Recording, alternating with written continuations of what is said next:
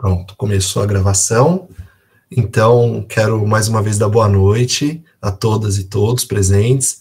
Meu nome é Samir, sou coordenador do projeto Academia Estudantil de Letras, a AEL, na Secretaria Municipal de Educação de São Paulo.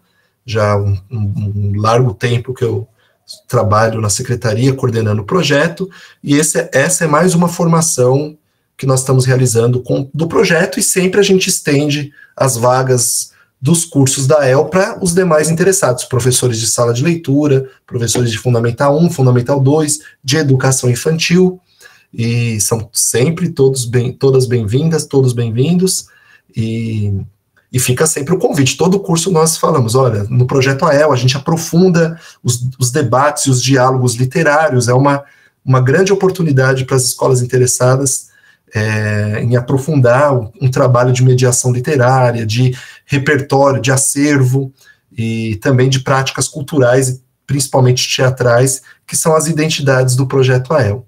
E sempre tem muito professor do projeto que participa dos nossos cursos, que é muito bom, né, uma forma de reencontrá-los e manter esse diálogo, e sempre conhecer novos professores nesses nossos encontros. Essa formação, então, né, com um título bem grande e digno do conteúdo e da qualidade da formação, vou até anoto para não falar errado, né? Literatura de Ancestralidade Negra, Narrativas em Prosa, da Fundação da Literatura Brasileira ao Contemporâneo.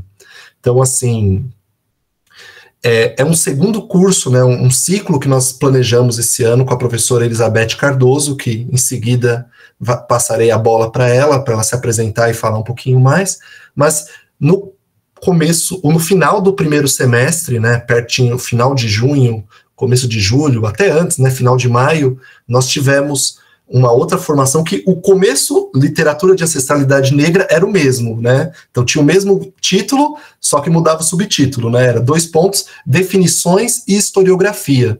Foi um curso que nós tivemos vários encontros, né, semanais, de aprofundamento teórico, um diálogo do campo da literatura com o campo da história, da sociologia.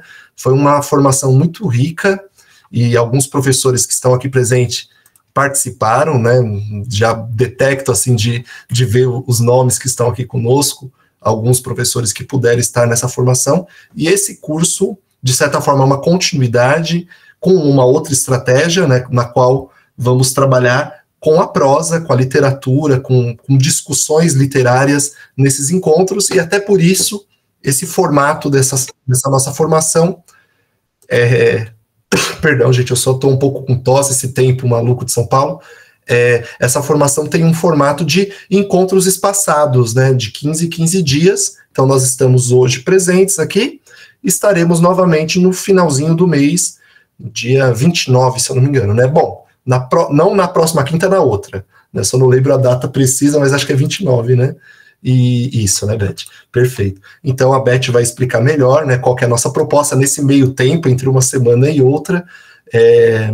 E a professora Beth, né, já é o 4º ano que ela realiza formações conosco, né, com o projeto AEL para professores da rede. Começamos na época que veio a pandemia, 2020, já perdi a conta de quantos cursos tivemos juntos, isso é bom, né, não porque foi uma coisa repetitiva, mas porque variamos os temas, as abordagens, as estratégias, e esse ano a professora Beth vai poder falar bastante disso, mas a professora tem um grupo de pesquisa na PUC, onde ela leciona já há algum tempo, que discute muito a literatura e ancestralidade. É um tema que ela tem um compromisso, um interesse e uma trajetória na qual ela tem muito a falar sobre o tema, e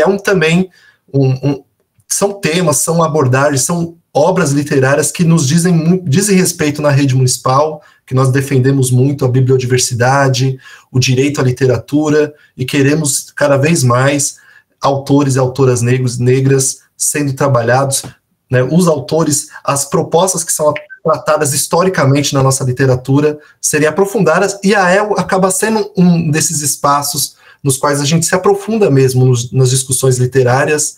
E um dos autores que a gente vai falar bastante, certamente, nesse curso, por exemplo, o Lima Barreto, é um autor que nós estamos fazendo um evento em homenagem a ele esse ano, e as AELs estão trabalhando muito a obra dele, o que talvez alguém que veja à distância fala, alunos de Fundamental 1, ou até Fundamental 2, de 12 anos, 13 anos trabalhando Lima Barreto, porque se tem essa referência, né, de que alguns autores só quando você já é quase adulto ou adulto propriamente que se trabalham o trabalho de mediação e o repertório dos professores comprovam que é só uma balela, né? Bom, então, como outros cursos da EL, para quem é a primeira vez que participa conosco, fiquem à vontade ao longo do encontro de levantar a mão, colocar comentários aqui no chat, fazer perguntas, abrir a câmera, né?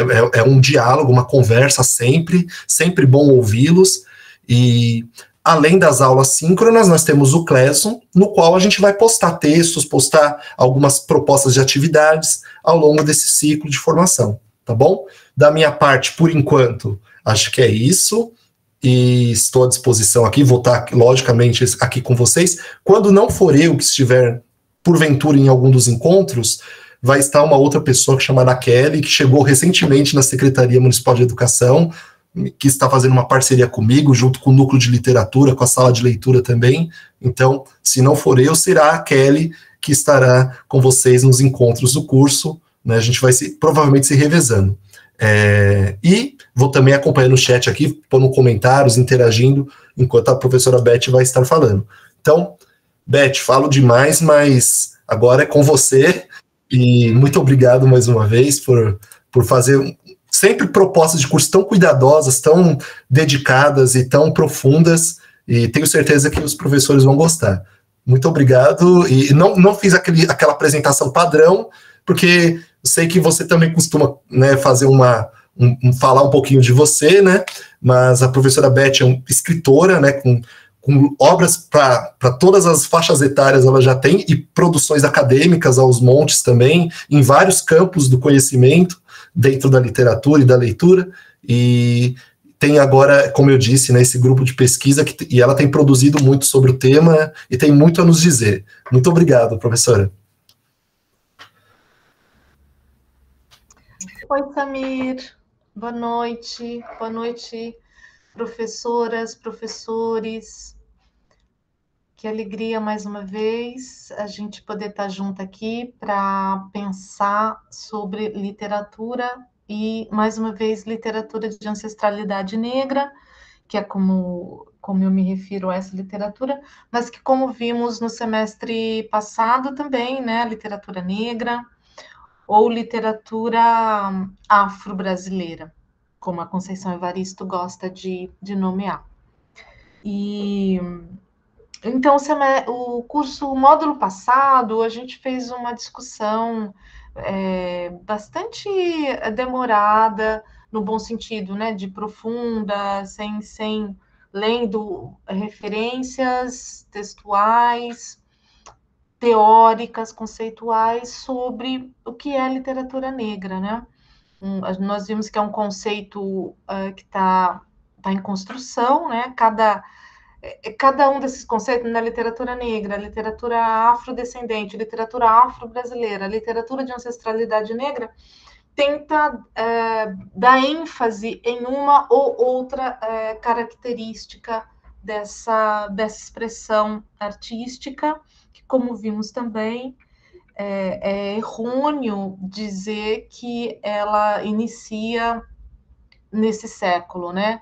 Especialmente após a Lei 10.639. Não, a literatura negra, de ancestralidade negra, no Brasil, veja, no Brasil, né? Nós discutimos também essa questão do brasileiro, porque a literatura afrodescendente, ela é uma literatura da diáspora, né? Ela não é uma literatura em movimento, porque ela não ela faz essa conexão com a África e o lugar onde essa pessoa afrodescendente está desenvolvendo o seu texto, a sua obra, a sua expressão. Mas, enfim, ela no Brasil, ela acontece desde o século XIX e com muita presença, né? Com muita presença de leitores, proporcionalmente de autores também. O que nós temos uma tentativa, eu não digo de invisibilidade, mas de não reconhecimento, né? Esse conceito da invisibilidade a gente tem questionado porque não é uma tentativa, né, de invisibilidade. Mas os autores e as autoras sempre estiveram presentes, mas passando pelo processo de não serem reconhecidos, nem como autores, do ponto de vista de repercussão, nem do ponto de vista financeiro, nem do ponto de vista acadêmico intelectual, né? E ao contrário também do que dizem, de que agora esses autores têm reconhecimento, eu questiono muito. Acho que ainda há uma tentativa de calar, né, de não dar a atenção merecida artisticamente. O que a gente vê é uma tentativa de atender legislação, né, de respeito a uma legislação que está estabelecida, e uma zona de conforto com alguns autores, né?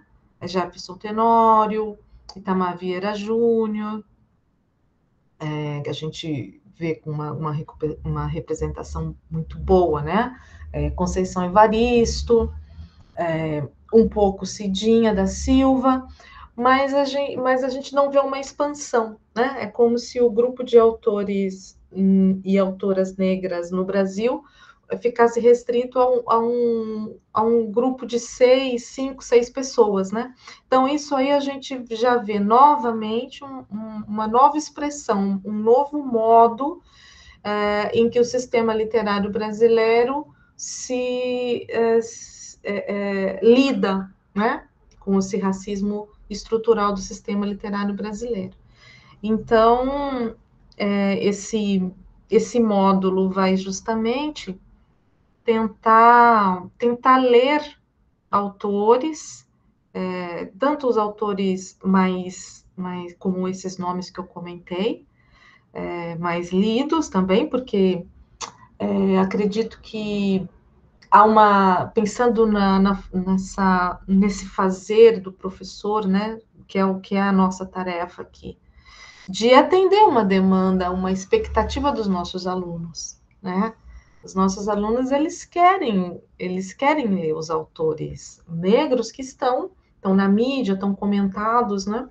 Eu acho que é interessante também a gente responder a isso, que é o modo como a gente também faz com os autores não negros, né? A gente vai levar para a sala de aula os autores que estão sendo comentados, que estão dando entrevistas, que estão tendo a visibilidade midiática, porque o leitor não profissional, né, o jovem leitor, o leitor em formação, ele é muito atraído por isso.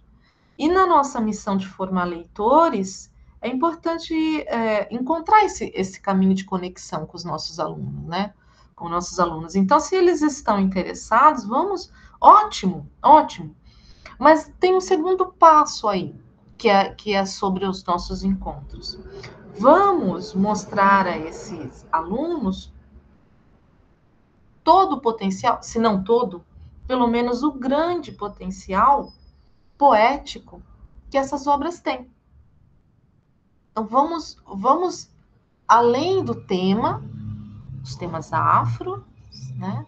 Vamos além da representatividade, serem autores afrodescendentes, que são pontos importantíssimos e, como vimos, definidores da literatura negra, mas vamos também chamar a atenção do nosso aluno para o que eu chamo de afropoética, né? Ou seja, existe aí uma dicção, uma expressão, uma linguagem, uma arquitetura de prosa que é própria desse autor afrodescendente, né? Me parece que sim. Estou construindo, ainda estou respondendo essa pergunta com a pesquisa que está em andamento, e eu acho que a gente fica um pouco com essa missão de mostrar essas características para os nossos jovens leitores, né? Porque é assim que a gente justifica a nomenclatura, né? Por que que a gente... Que é o que acontece com todas as outras nomenclaturas. Então, por que que é literatura de fantasia? Por que que é literatura do insólito? Por que que é literatura... Por que que a gente vai chamar de uma literatura feminina? A literatura de horror? Porque tem especificidades. Então, quais seriam as especificidades dessa literatura negra? O nosso curso vai tratar disso. E eu vim com a ambição da gente pegar pontos relevantes desde a fundação até o contemporâneo. Não necessariamente de um modo cronológico. Fico aqui sempre com os ensinamentos do espiralar, né? De que esse tempo, o tempo da perspectiva africana, ele não é cronológico, né? Ele é simultâneo, né? As coisas estão acontecendo de uma forma quase que... Não é horizontal, né? É espiralar. Eu acho que esse conceito, essa imagem é muito interessante, em que acontecimentos, pessoas, textos se encontram.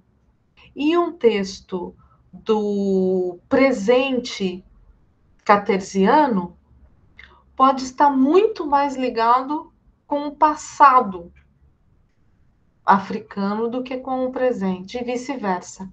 De modo que a gente não vai trabalhar muito com essa ideia dos primeiros, dos primórdios e do contemporâneo, mas sim de textos de pessoas afrodescendentes, de literatura negra, que circulam no território brasileiro. Inclusive, isso é importante, é algo que eu estou formulando ainda, não sei se eu vou me expressar da melhor maneira, mas eu acho muito importante, porque isso é uma das características. Isso é uma das características da literatura negra. Você vê um eco, uma similaridade, um diálogo muito próximos de textos distantes no tempo cartesiano. E algo que eu vou me deter mais nesse nosso encontro de hoje, que é na recepção desses textos. É muito interessante como esses textos continuam sendo recebidos pela crítica, pelos leitores, da mesma forma. Então, esse tempo espiralar, ele circula tanto na escrita, quanto na edição, quanto na recepção. É algo interessante da gente perceber. Mas eu já adiantei toda a andada da carruagem. O Samir falou que eu sempre me apresento, é verdade, mas como ele sempre me apresenta também, eu também não organizei uma apresentação minha, e agora ficou sem apresentação, eu vou improvisar aqui. Eu sou Beth Cardoso, sou professora na PUC São Paulo, nos programas de pós-graduação de crítica literária, de literatura e crítica literária, e no programa de psicologia da educação. Eu sou pesquisadora Bolsa Produtividade CNPq, com vários artigos, capítulos de livros publicados, e também sou escritora de ficção. Fui coordenadora adjunta do último PNLD, e tenho feito esse trabalho de assessoria junto à EL, né, o que me dá muita honra e muito prazer. E acho que basicamente isso. Acho que uma informação importante aqui para esse ambiente é que eu sou líder fundadora do LAN, Grupo de Pesquisa de Literatura de Ancestralidade Negra, hoje já reconhecido pelo CNPq, com o grupo de pesquisa cadastrado, reconhecido, e a gente está acabando de lançar, né, o nosso primeiro livro enquanto grupo. Se eu não me engano, o Samir já passou para vocês o PDF do livro. Se ele não passou, ele passará, né? É um e-book gratuito. Perdão, Pet. Na verdade, no grupo da EL, do WhatsApp da EL, eu divulguei, mas para os professores desse curso, não, né? Então, vou fazer essa liçãozinha de casa daqui a pouquinho. Legal, ótimo. Então, é um grupo bastante ativo. Esse semestre, nós teremos a nossa terceira jornada de literatura de ancestralidade negra. Vocês serão, obviamente, convidados aí a participar. Nós sempre recebemos autores, pesquisadores, para discutir temas relacionados às nossas questões. A nossa última jornada foi sobre a lei, né, os 20 anos da Lei 10.639. Bom, eu vou compartilhar a tela para a gente. A nossa dinâmica aqui, vocês vão ver, ela vai ser um pouco diferente do último módulo. A gente vai ter muito mais interação, né? Eu estou contando muito aqui com a participação de vocês. É um módulo de leitura, né? Então, se o módulo passado foi um módulo conceitual, de teorias, né? Esse vai ser um módulo de leitura de literatura. Então, as nossas análises aqui, né? Por isso ele é espaçado, ele é de 15 em 15 dias, porque eu estou convidando vocês à leitura dos romances, nós vamos ler romances. Pode deixar aberto, filha, você já vai sair. Nós vamos ler os romances, então por isso esses 15 dias. E aí eu tô muito pendente das análises de vocês, né? Das leituras que vocês façam. Mas eu vou compartilhar a tela de modo a fazer uma fala aqui mais organizada.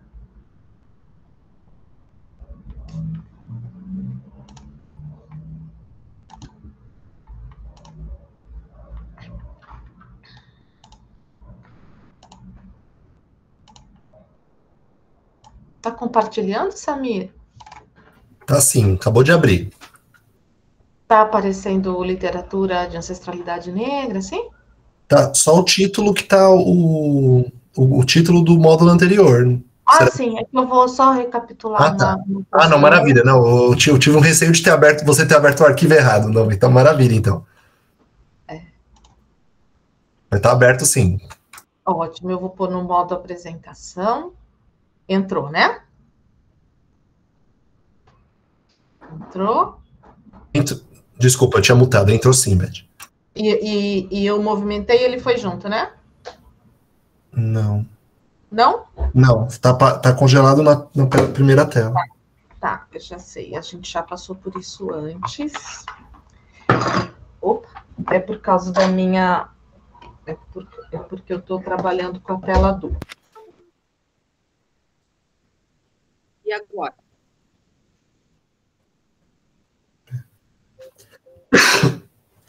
Tenta mudar o slide, só para ver se... Sair, eu vou parar, eu vou interromper e vou voltar.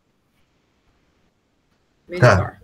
Tá. Tá bom. Porque como eu uso duas telas, ele...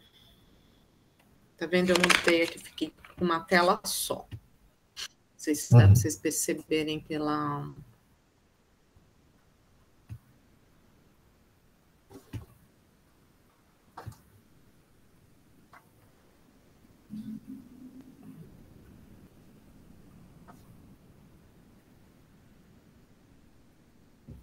Agora foi. Agora tá... Mudou? Perfeito. Legal.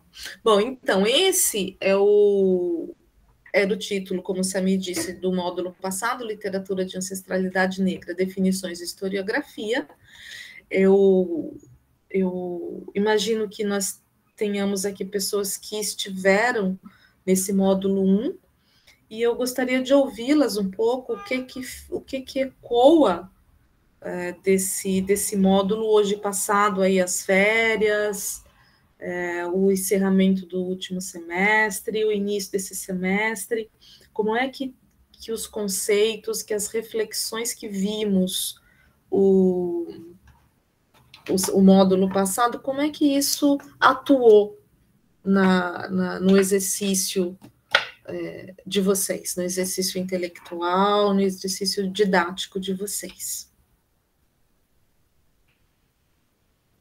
Vamos falar uma pessoa de cada vez, sem tumulto.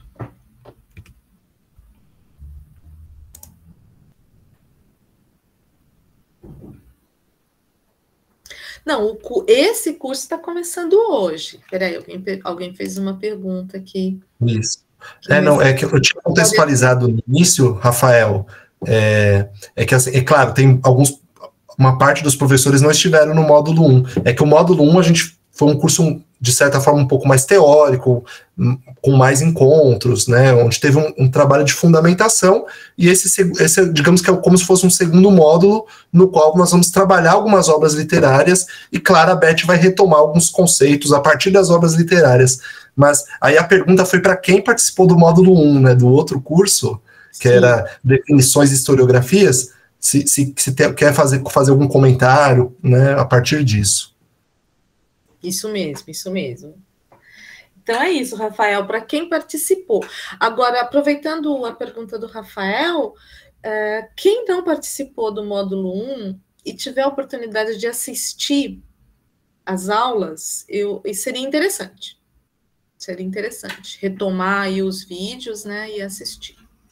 Isso, e estão no YouTube, depois eu compartilho no Classroom, a gente fez até uma playlist, né, nos encontros, e tem o material do curso também, os textos que né, tem o nosso canal do YouTube da El, eu vou pôr o link aqui, mas depois com calma, né, no Classroom, depois eu detalho lá o material, os encontros, né, em formato de playlist mesmo.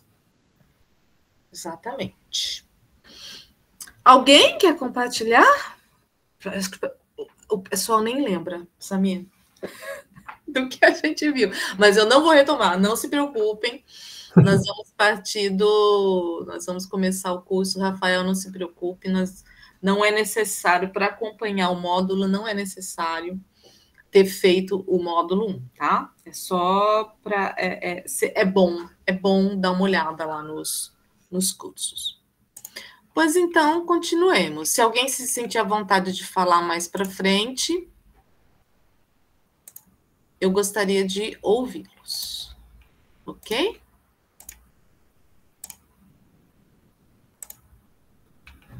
Voltamos. Beth, só para não te deixar sem falar nada, eu vou falar só um pouquinho, tá bom? Eu te agradeço. Obrigada. Ó, eu vou falar que você quase me deixou maluca com Exu Novo e o outro. Tô pegando aqui as minhas anotações. Muito bem. Uma coisa de louco. Aqui. Edmilson. Isso. Aí tá as perguntas. Eu tô pegando aqui eu fui procurar, porque eu falei assim: não, tem que falar alguma coisa. Alguém tem que falar alguma coisa. Aí nós discutimos, para quem está chegando hoje, um livro do Edmilson, o escritor Edmilson. Eu esqueci o nome dele completo agora, Beth, que eu não estou com o livro aqui. Eu sei que chama Auriqui. Edmilson de Almeida Pereira. Isso. Aí ela me traz uma discussão sobre como que é Exu Novo. E qual é o outro, meu Deus? Estou procurando aqui, eu fico doidinha procurando para ser rápida. Entre Orfeu, Exu... Isso, Orfeu, Exu e Exu Novo. Quase deixou a gente maluco, pirado, tentando decifrar esse enigma aí do Edmilson, né? E da mulher dele também. Da Prisca. Isso, da Prisca. Então, foi assim, foi uma experiência legal, porque a gente se descabelou, sinceramente falando, mas a gente até que aprendeu bastante, viu? E gostamos tanto que compramos o livro. Muito bem. Compramos o livro para ler de novo e tentar entender melhor, cada vez melhor, porque o curso, bem ou mal, ele é rápido, né? Tem que ser passado de uma maneira mais rápida. E aí nós compramos o livro, estamos lendo, eu e a minha parceira aqui, a Ana, que está aqui também no curso, Vamos firme de novo aqui. E aí a gente pretende aprender um pouquinho mais. Aí, quem sabe de uma próxima a gente fala com mais propriedade, tá bom? Mas foi muito legal o curso, foi muito bom o curso, gente. Quem puder assistir, é muito bom mesmo. Traz muitas informações importantes que a gente pode usar no dia a dia, viu? Principalmente desmistificar Exu, que já começa daí. Boa. Beijo, gente. Obrigada, Beth. Tchau, Obrigada Samir. a você, Rose. Muito obrigada. Débora? Oi, professora Beth, desculpa, eu não abri aqui a câmera, eu tô chegando em casa agora, eu tava ouvindo no carro, já parei o carro, aí eu falei até pro meu filho, fica aqui quietinho que antes de eu descer do carro eu quero fazer um comentário. Acho que assim, foi muito, muito, muito bom o curso, o módulo anterior, e para mim, acho que uma das coisas que mais ficou foram todas as reflexões sobre a questão da literatura negra no Brasil. Então, sempre eu fico me questionando, observando aspectos, alguns elementos. Agora, por exemplo, a gente com a EL está trabalhando já desde o início do ano, mas agora mais ainda com a proximidade da Semana de Arte Moderna, com a produção de peças ligadas ao Lima Barreto. Então, eu vou lendo e buscando elementos, falar aqui uma característica, aqui ele falando da questão religiosa, por exemplo. Então, para mim, como a colega também falou, teve todo o questionamento aí trazido pelo livro, mas essa parte de ficar refletindo, de observar as características da literatura negra foram bem significativas. Foi um aprendizado muito grande. Ai, que bom, Débora. Muito bom. Agradeço também o seu retorno e a sua participação aqui. E já passo, então, para as nossas reflexões desse semestre, dando continuidade, né? Como a Rose falou, nosso tempo é curto, então é por isso que são 3 módulos, né? Então, estamos hoje no segundo, Literatura de Ancestralidade Negra, Narrativas em Prosa, da Fundação da Literatura Brasileira ao Contemporâneo. Então, nosso planejamento. A gente quer aqui mobilizar e articular conceitos sobre literatura negra, história da literatura negra no Brasil, romance negro no Brasil, por meio de obras literárias. O objetivo é apresentar, ler, analisar e discutir literatura negra no Brasil, perceber as especificidades poéticas e políticas dessas obras, contribuir de forma robusta com a formação do professor crítico comprometido com a agenda antirracista na mediação, na crítica e na produção literária. O nosso conteúdo programático, interpretação e análise de obras literárias, prática de exercícios críticos e mediação dessa literatura. São 4 encontros no formato online. E são esses encontros aqui. Hoje, um acolhimento do curso, o acolhimento, a apresentação da proposta do curso e uma pequena análise aqui, uma reflexão sobre pretextos e paratextos de literatura negra. No próximo encontro, Clara dos Anjos de Lima Barreto, então, por favor, leiam Clara dos Anjos. Quem já leu, releia. Quem não leu, leia, boa oportunidade. Setembro, por que eu estou falando para reler? Porque a gente esquece, né? Às vezes leu há muito tempo, às vezes até no ensino médio, ou leu recentemente para preparar uma aula, e é diferente quando a gente lê para preparar uma aula e quando a gente lê para fazer uma análise, né? Para uma análise, para discutir num curso. Então, quem puder reler é muito bom. Setembro, dia 12, Literatura Negra. Vamos ler a Pôncia Vivêncio, da Conceição, e no dia 26, Avesso da Pele, do Jefferson Tenório, né? Então, o Avesso da Pele, eu selecionei uma obra bastante comentada, mas que ainda não vejo a recepção crítica à altura do desafio poético que essa obra coloca.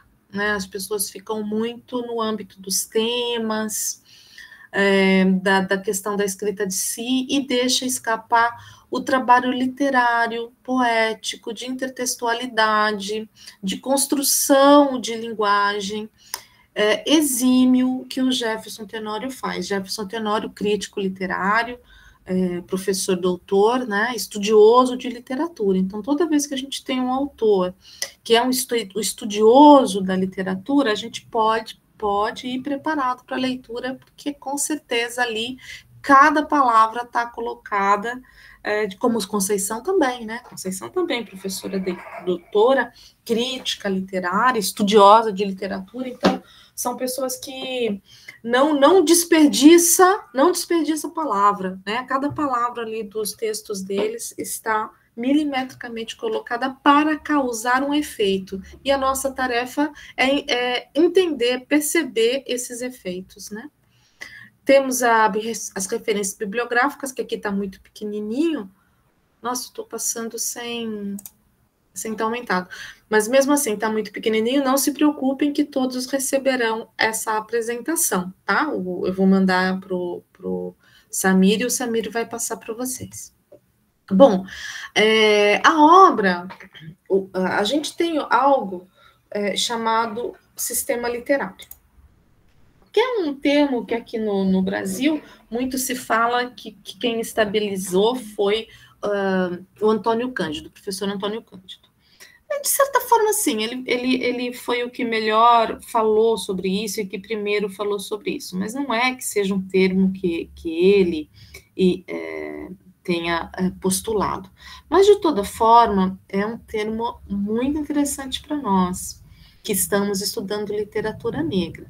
Porque esse sistema literário, do modo como a gente conhece, é um sistema literário que não levou a literatura negra em consideração, né? Então, é um sistema literário racista, né? Ele funciona para deixar os autores e as autoras negros e negras de fora dele, né? Mas o que é o sistema literário? Ele tem a ideia, ele é composto pela obra, né? A obra pressupõe um autor, pressupõe uma editora, pressupõe uma crítica e pressupõe um leitor. Visto que editora inclui distribuição, né? Inclui todo um planejamento de capa, de projeto gráfico, né? De divulgação. A editora em si já é um microsistema dentro do sistema literário. A crítica inclui a crítica acadêmica, a crítica midiática. Hoje em dia, os booktubers, né? Eu não sei se tem um nome específico para o pessoal do TikTok que comenta livro. Hoje em dia, essa crítica está expandida, não está só na academia e na grande imprensa, mas ela também está pulverizada nas redes sociais, não é isso? E o leitor, eu também considero que é um microsistema dentro do sistema, porque aqui, especialmente no Brasil, a gente vai ter já voltei aqui com vocês, a gente vai ter uma preocupação, parei a apresentação, no Brasil a gente tem toda uma preocupação com a formação do leitor, né? E diante disso temos todo um sistema de edital, de distribuição gratuita de livro pelo governo federal, os governos estaduais e municipais, né? Tudo isso é leitor. Nós temos políticas públicas, tanto de incentivo à publicação de livros, quanto incentivo à circulação e leitura desses livros. E o leitor também é o leitor comum, isso que a gente entende. Por que comum? O que eu quero dizer com comum? O leitor não profissional, né? Eu sou leitora, vocês são leitores, mas nós somos leitores profissionais, né? O leitor comum é o nosso aluno. Ele lê porque ele gosta de ler, queremos acreditar que ele gosta de ler, né? Muitos leem porque faz parte ali do currículo, mas é sobre isso, né? Nós estamos aqui nessa comunhão, nessas nossas reuniões, para melhorarmos nossa capacidade de formar leitores de literatura por fruição. Claro que isso demanda uma mudança da escola, dos currículos, com relação à abordagem de literatura. Muito bem.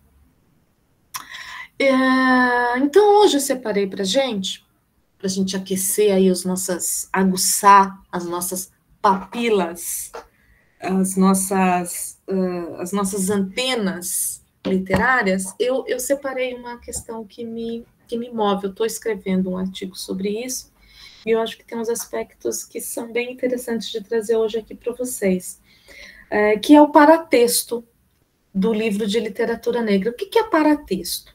O paratexto é tudo que não é o texto em si, né? Então, capa é paratexto. Vou pegar um livro de literatura, porque o livro do Edmilson já frequentou muito. Vou pegar esse aqui da Cidinha da Silva. Então, capa é paratexto, né? Não é isso que a gente ensina para as crianças, para os nossos alunos? Você não pode... Você vai ler um livro, você não abre o livro, pula a capa, pula a orelha, pula a contracapa, né? Pula o expediente, os agradecimentos, as dedicatórias, o sumário, e aí você começa a ler. Não, você tem que ler a capa. O que é que a capa diz, né? Olha, um livro em que vai te convidar, inclusive, a virar o livro, né? Você tem que ler a orelha.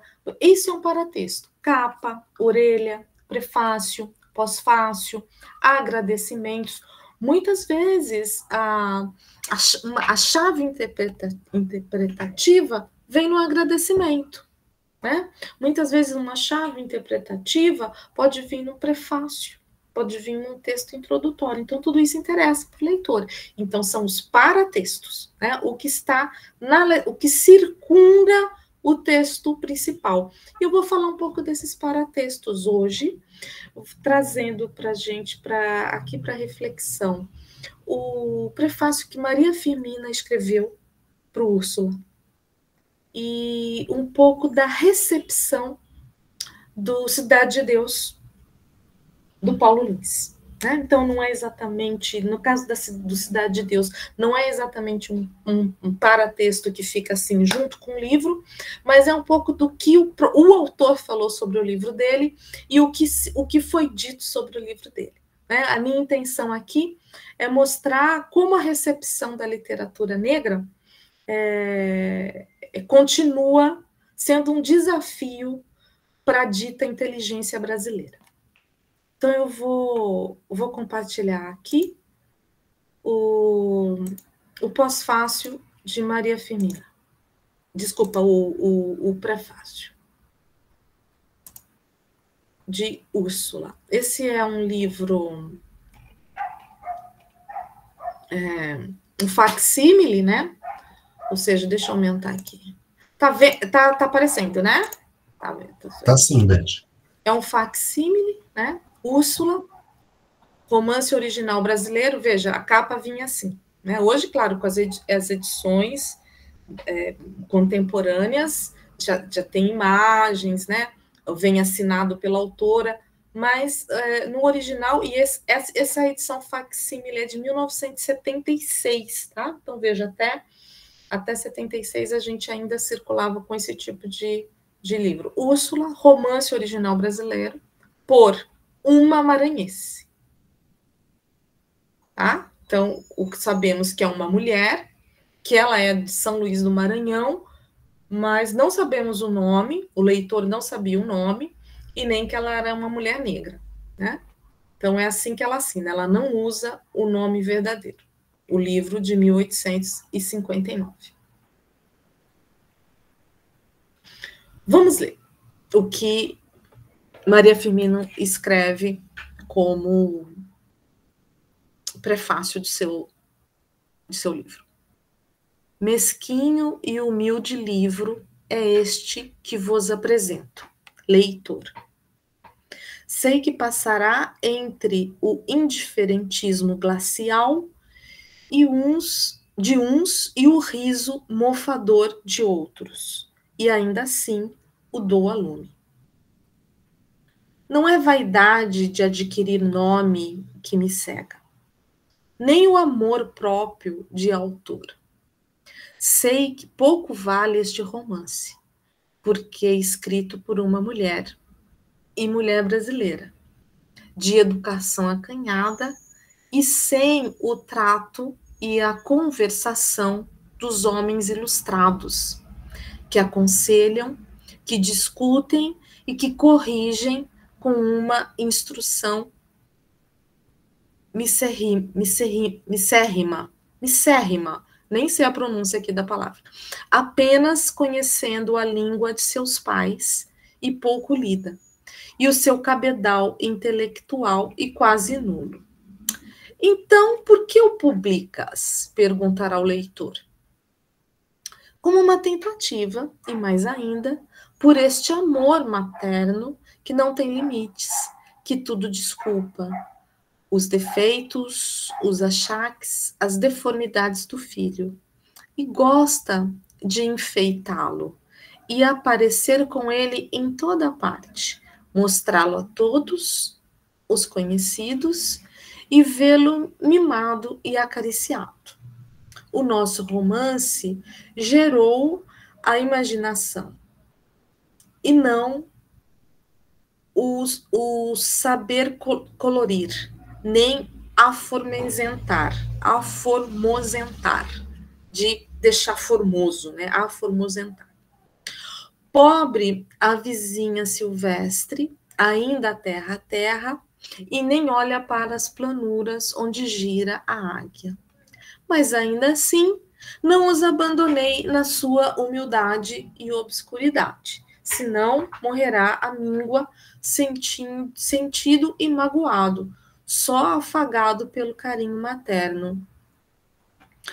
Ela assemelha a donzela, que não é formosa, porque a natureza negou-lhe as graças feminis, e que por isso não pode encontrar uma afeição pura, que corresponde ao afeto de sua alma, mas que com o pranto de uma dor sincera e viva, que lhe vem dos seios da alma, onde arde em chamas a mais intensa e abrasadora paixão, e que embalde quer recolher para o coração, move ao interesse aquele que a desdenhou e o obriga, ao menos, a olhá-la com bondade.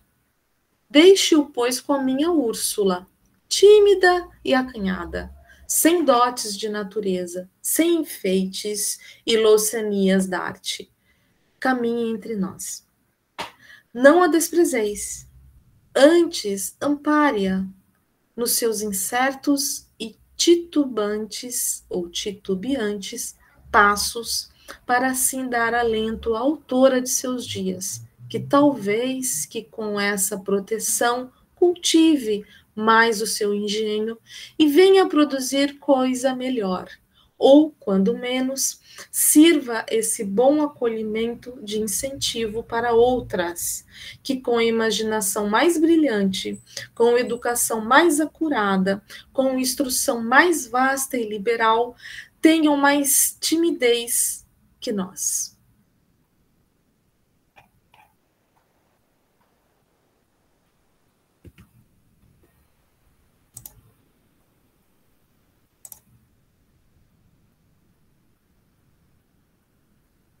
Comentários? O que vocês sentem dessa...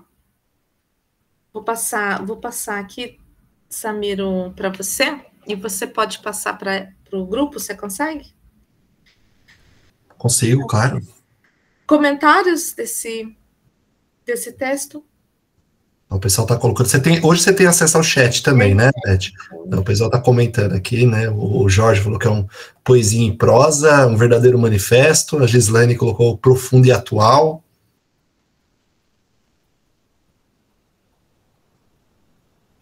O que mais?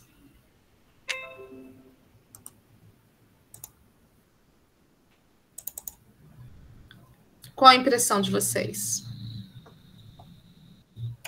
Corajoso. Mas agora o pessoal tá vindo bastante comentário. Daniel, se alguém quiser também abrir o microfone, fica à vontade, viu, gente? Daniele colocou corajosa e inspiradora em ser como é. Alessandra, cheia de verdade, achei extremamente profundo.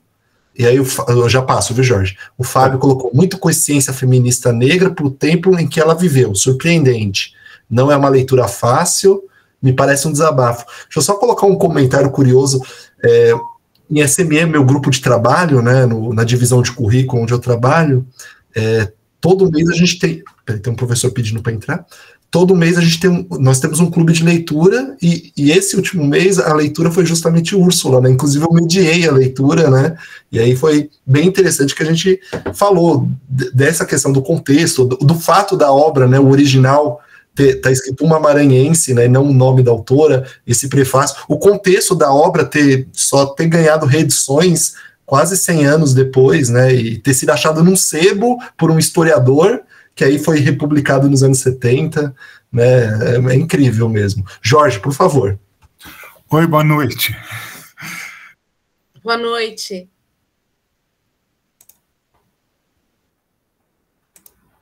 Oi? Você queria falar, Jorge?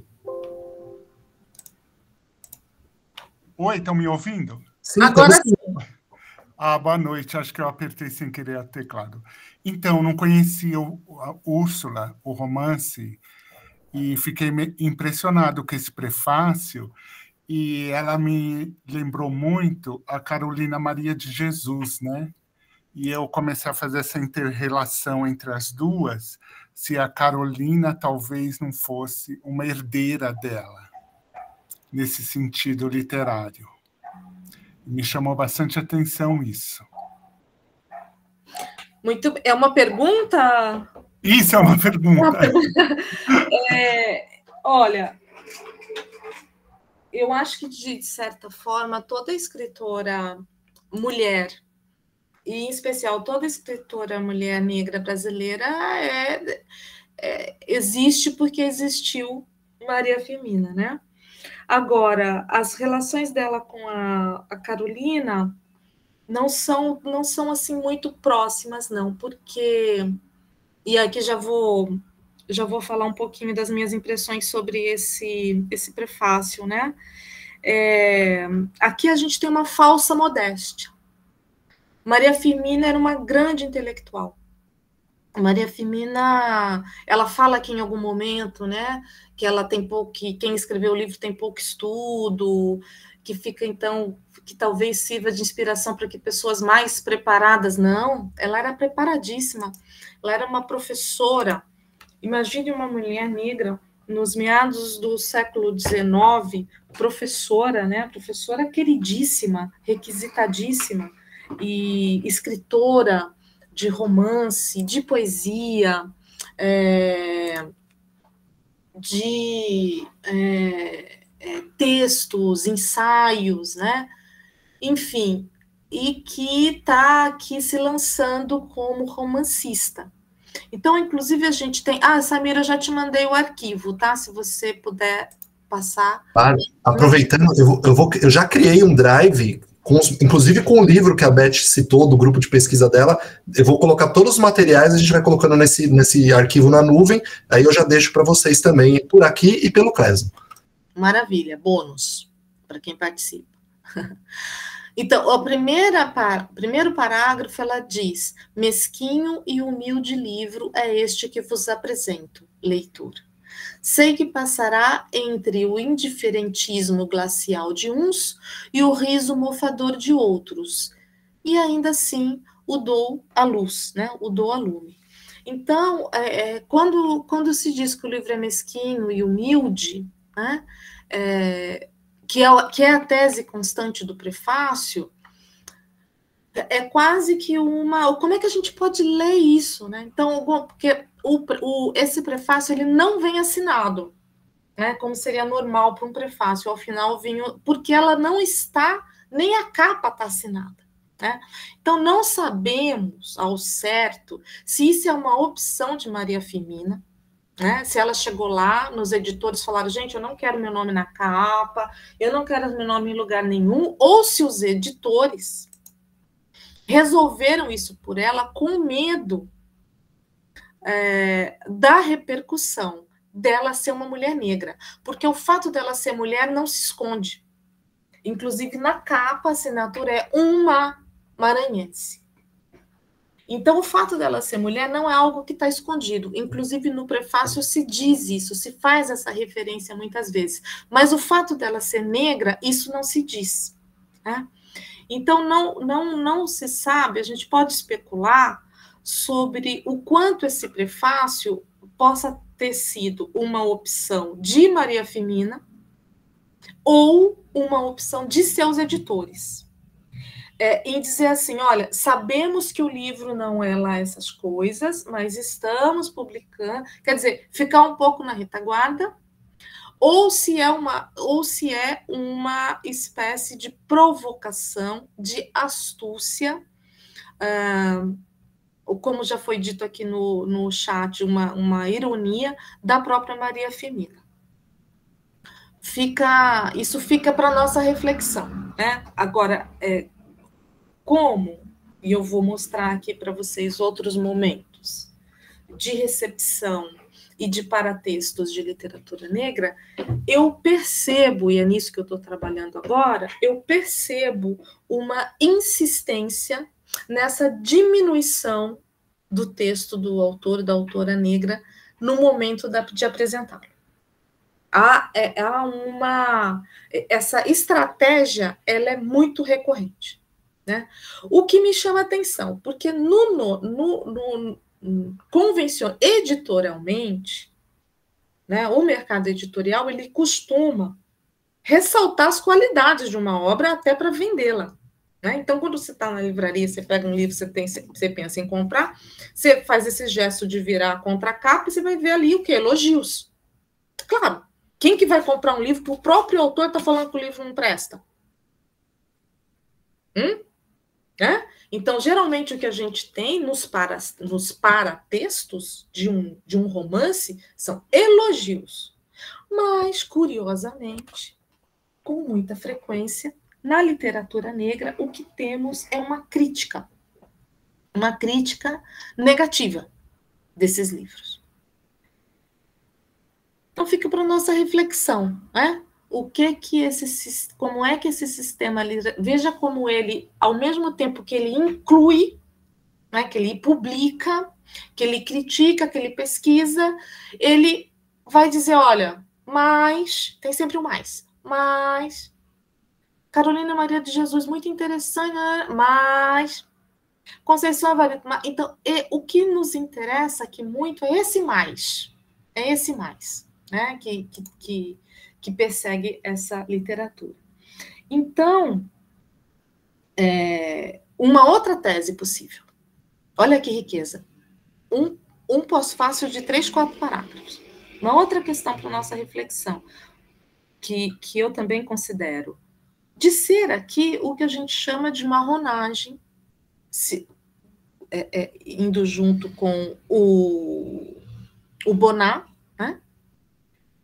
Ou o que a gente chama de quilombismo, que seria o quê? Estratégia de sobrevivência do povo negro.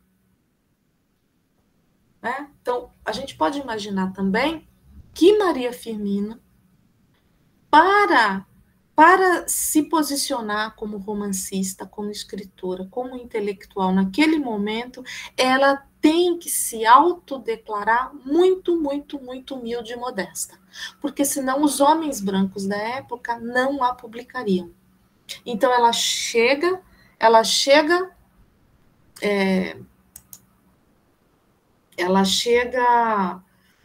sem fazer alarde, né? Como dizem os mineiros, comendo pelas bordas para ocupar o seu espaço. Pode ser. Né? É a marronagem, é o quilombismo do Abdias do Nascimento. Então, são 3 hipóteses que ficam aí ecoando. De toda forma, o fenômeno estratégico, como é que é? Seria uma estratégia de marketing para a época, diminuir o livro do autor negro na apresentação do livro, aguçaria... Não, porque não se sabe que é uma autora negra, tá? Não se sabe, isso não está declarado, é uma mulher. Só estão falando que é uma mulher, não que ela seja negra.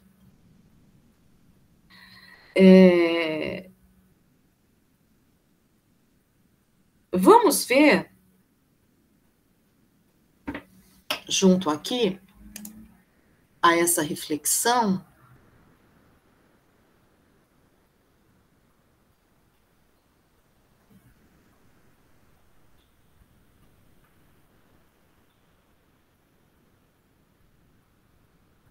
vamos ver aqui esse fato, né? Esses paratextos e essa recepção da literatura negra e essa estratégia também de como o autor negro, a autora negra se posiciona. Vou trazer aqui para a nossa consideração o Cidade de Deus, que eu acho que possivelmente seja um livro que vocês tenham lido, além, claro, do filme, né? O filme, com certeza, vocês viram, mas não sei se leram o livro.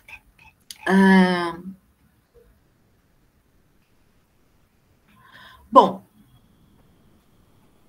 vou recuperar um pouquinho a história. Então, em 1966, o Rio de Janeiro, a cidade do Rio de Janeiro, decidiu transferir moradores de diversas favelas cariocas, que tinham passado por fortes chuvas e tinham sido destruídas, decidiu se colocar todo mundo num conjunto habitacional que foi oficialmente batizado de Cidade de Deus. Então, tinha uma infraestrutura ali, né? E aí foi se organizando, enfim, acabou se criando uma outra favela. A partir daí, a gente tem um processo de transmutação desse referencial, desse espaço físico, favela, em outros diferentes referentes. Então, o conjunto habitacional, que virou favela, que virou uma tese de antropologia, que virou um romance, que virou um filme e que virou um romance de novo.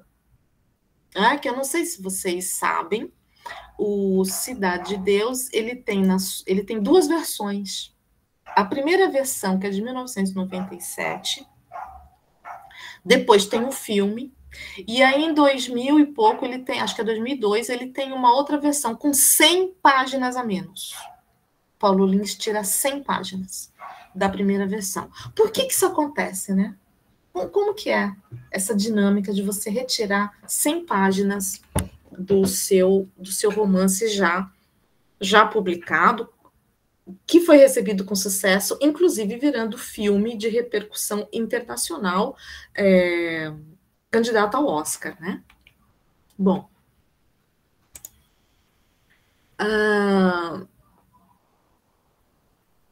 o romance do Paulo Lins, e aqui eu vou dando assim informações, vou tentar ser clara na diferença entre informação e opinião, tá? Então eu vou dando aqui algumas informações, quando for opinião eu aviso para vocês.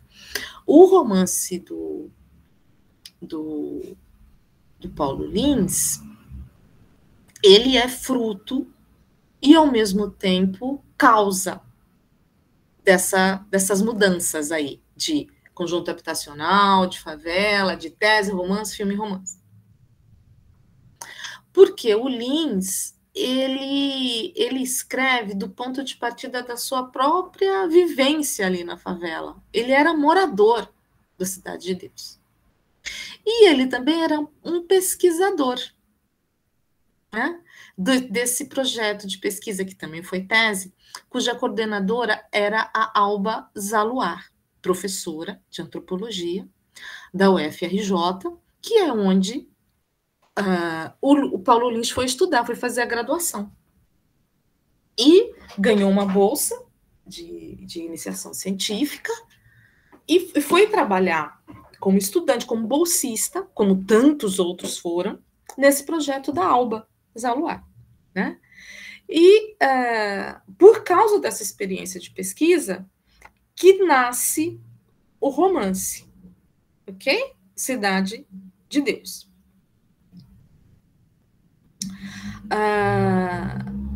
No entanto, a gente tem aí várias questões acontecendo, porque o Paulo Lins, ele está lá, imaginem, ele está lá no projeto da Alba, que ele tem que entrevistar os moradores. Todos os outros participantes da pesquisa não são da favela, são do asfalto. E eles precisavam de alguém que conseguisse chegar na favela, que entendesse as pessoas da favela, que tivesse um diálogo com as pessoas da favela. Então, o Paulo Lins foi assim, um anfitrião, ele levou a pesquisa, ele conseguiu abrir espaço para essa pesquisa na favela. Só que, enquanto escritor, enquanto pessoa criativa, ele se identificava mais com poesia, né? Então, ele foi se inspirando ali, escrevendo alguns textos poéticos, coisa e tal.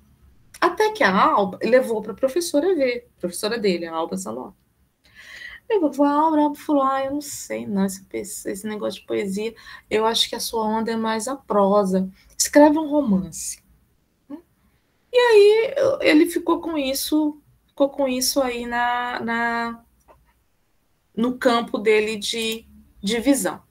Aí, eu vou ler para vocês um trecho de um paratexto que o Paulo Lins escreveu para colocar no final da primeira edição do romance. Tá? Então, quem tem a edição mais recente não vai ter acesso a isso. Tá? É só para quem tem a primeira edição.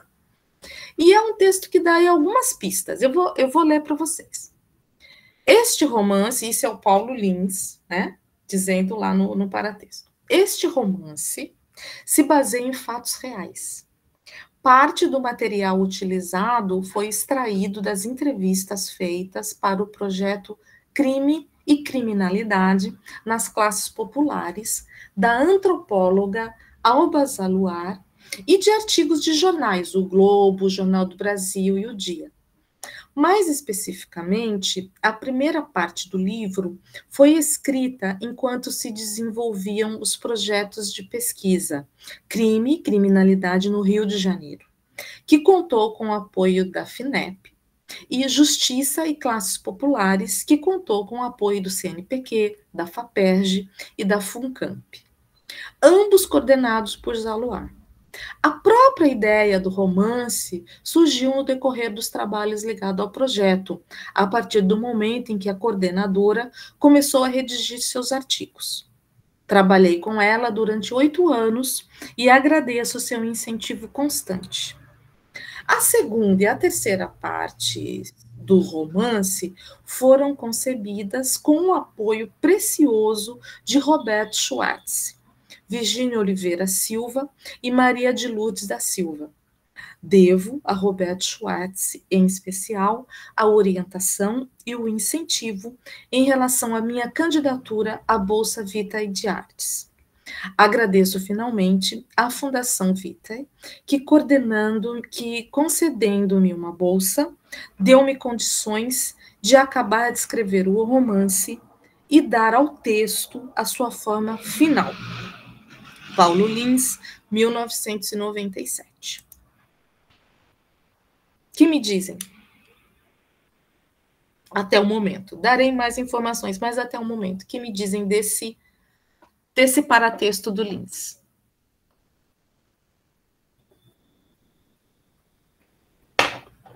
Trocando em miúdos, o que o Paulo Lins está falando aqui? Nossa, esse livro foi escrito por muitas mãos.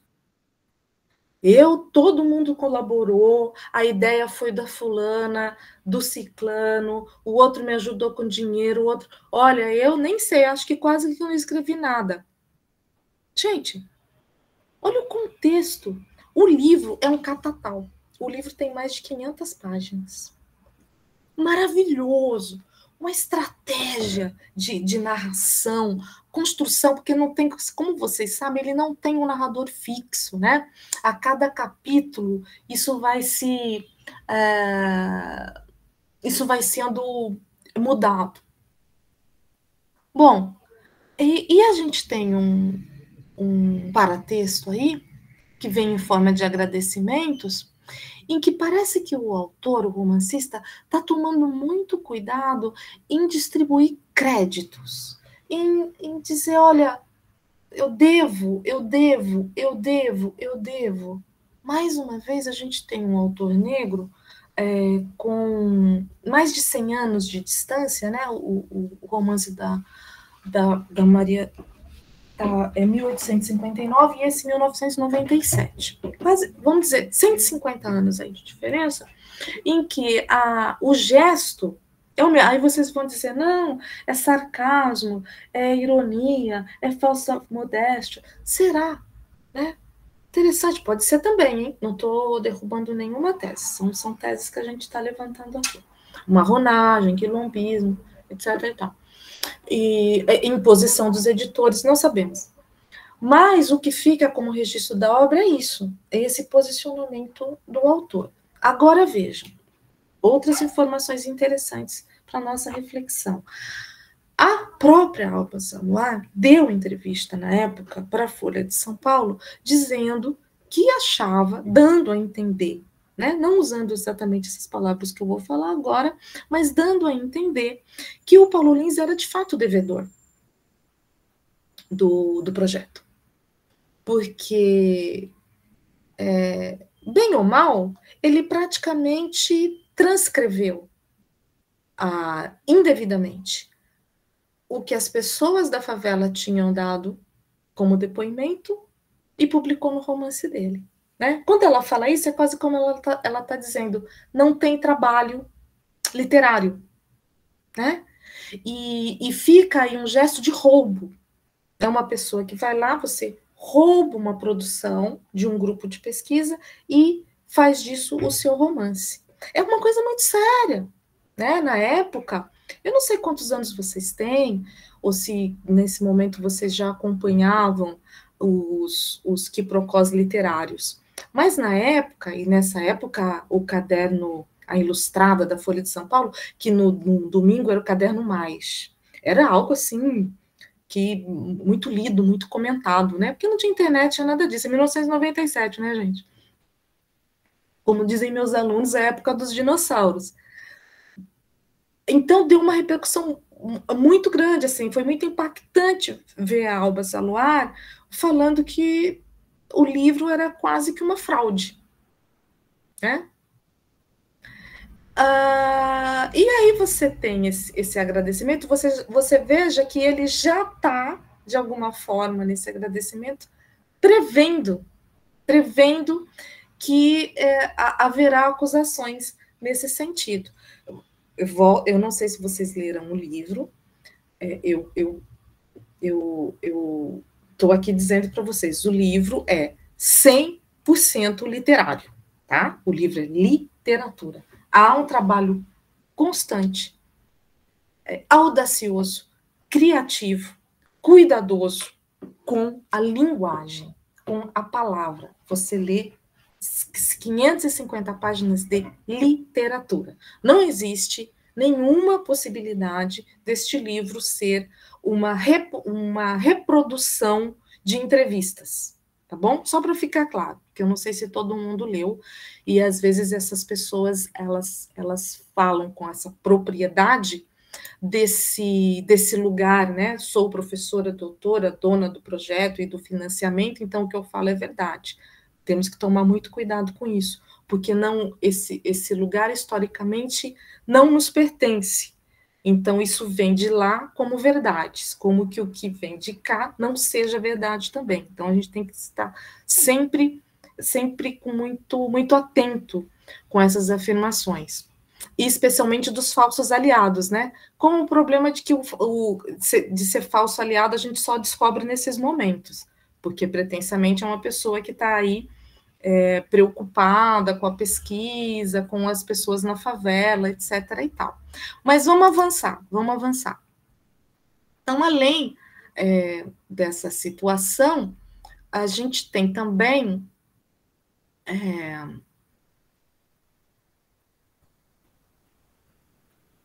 uma entrevista do Paulo Lins para o Portal Literal, já em 2003, né?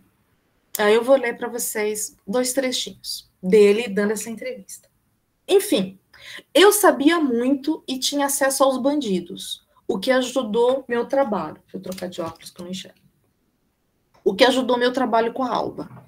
Mas Alba, vendo que eu fazia etnografias ruins, me pediu para eu escrever alguma coisa sobre a minha vida, em prosa ou em poesia mesmo. Ela sacou que o meu negócio era com as letras, não com a antropologia. Ela, Alba Saluar, levou para o Roberto Schwartz ver, né, os textos que o Paulo estava produzindo. Morri de medo. Ele tinha acabado de ser indicado como intelectual do ano pelo Jornal do Brasil. Era o superstar do momento. Roberto lê, liga para mim e me chama a São Paulo porque queria conversar comigo. Ele falou assim: o seu poema está muito legal, mas você deve escrever um romance. Eu te arranjo uma bolsa para escrever esse romance. Volta para o Lins. Eu estava duro. Aí eu fui para casa e comecei a escrever o romance, Cidade de Deus. E eu não tinha a menor ideia de como se escrevia um romance.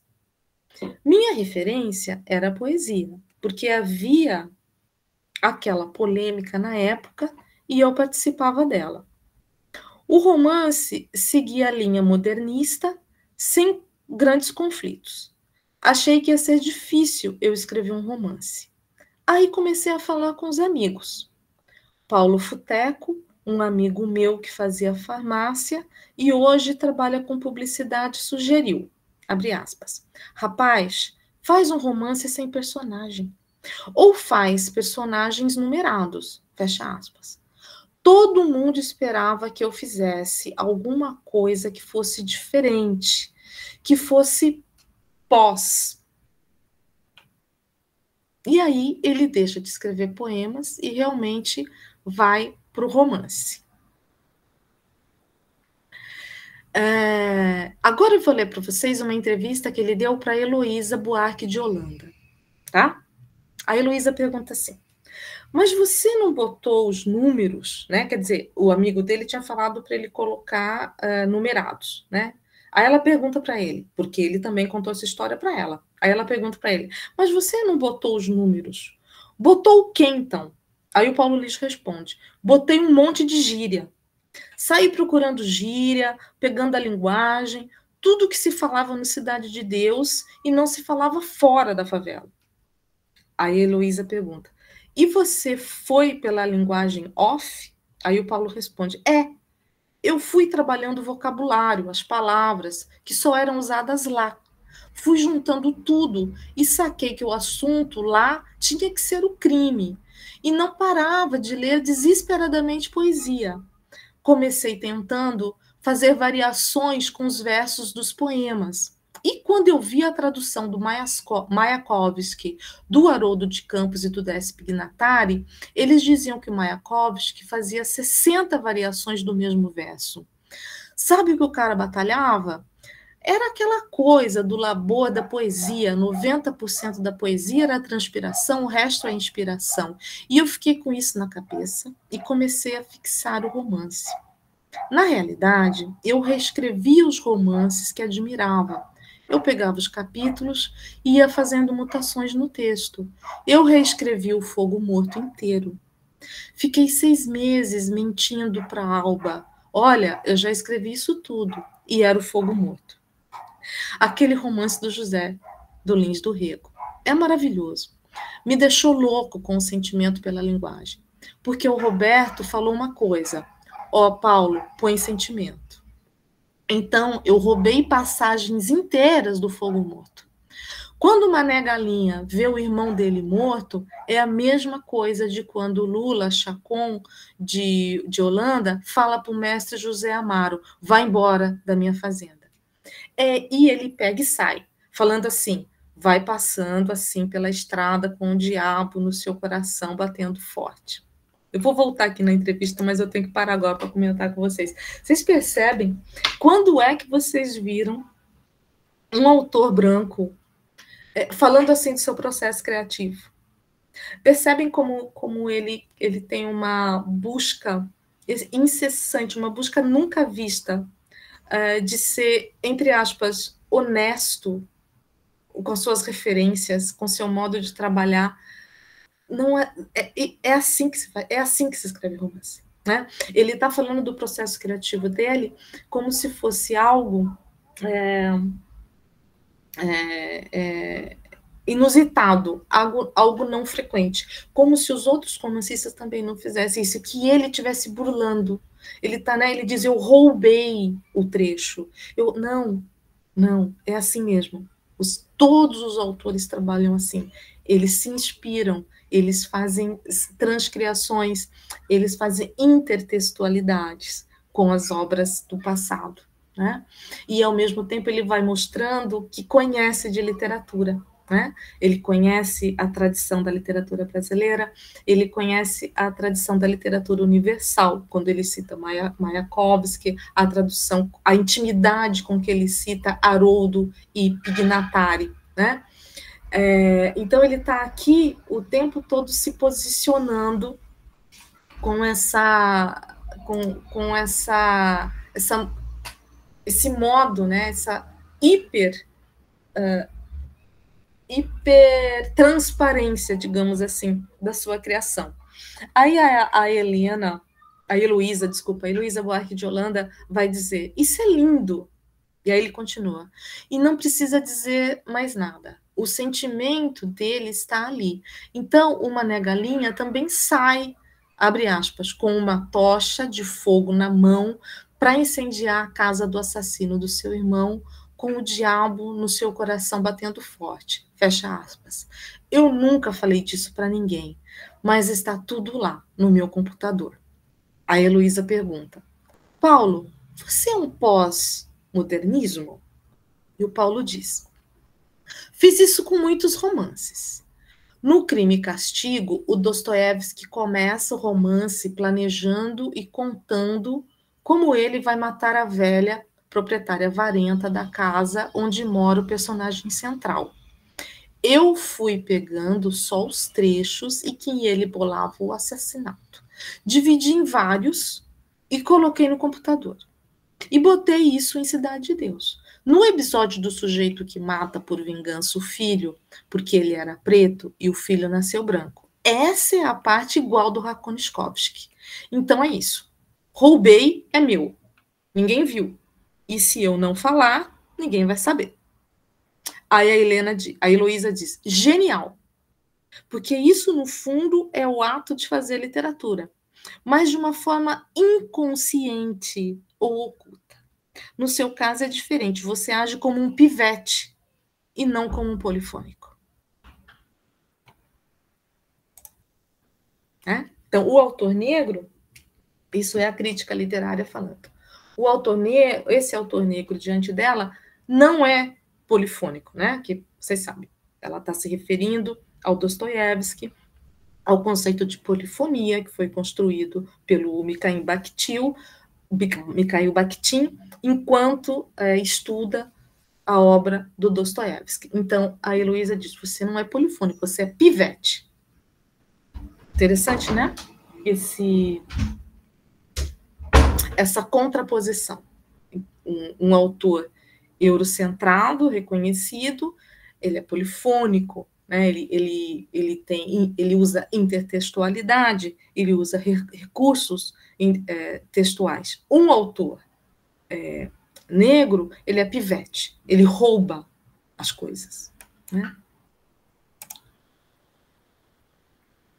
Então, essas revelações que eu estou aqui trazendo como paratextos, e que podem, de alguma forma, nos dar um pouco a medida de como a literatura negra, no sistema literário brasileiro, ela vai ter clivagem no campo da editoria, né, de como as editoras selecionam, de como as editoras decidem publicar, e aí se decide publicar, qual vai ser a verba na divulgação, qual vai ser a estratégia de distribuição desse livro, né? Porque só publicar não significa exatamente que esse livro vai ter sucesso. Qual a clivagem do sistema literário com relação ao leitor e qual a clivagem do sistema literário com a crítica, né? Quer dizer, como a crítica recebe e olha esse autor negro, porque a crítica branca, elitista, ela vai partir desse campo de visão de que um autor negro ele não tem formação. Como lá, voltemos ao editor da Maria Firmina, né? Quer dizer, não tem repertório. Então, as mesmas estratégias que no campo do autor branco se desenvolve enquanto estrutura, se desenvolve enquanto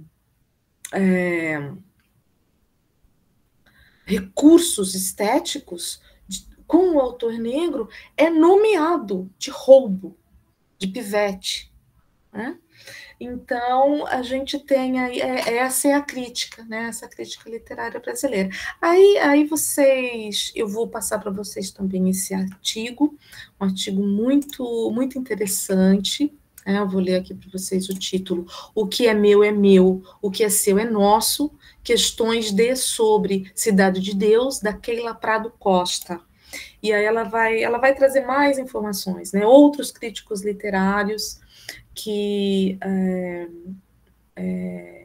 desfizeram, diminuíram, difamaram a Paulo Lins e sua autoria de Cidade de Deus, incluindo Roberto Schwartz e outros.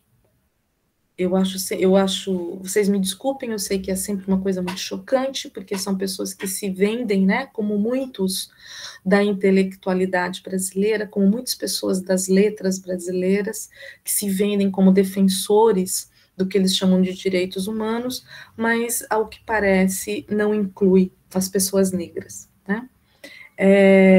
São verdades duras de ouvir e não se iludam, às vezes é duro de falar também, mas que a gente precisa abrir né, os nossos olhos e nossas mentes para essas questões, para a gente ler os nossos autores, para a gente ler a literatura negra das nossas perspectivas. Daí a minha insistência com o livro, com os livros de teoria e de crítica literária, os conceitos de teoria e de crítica literária,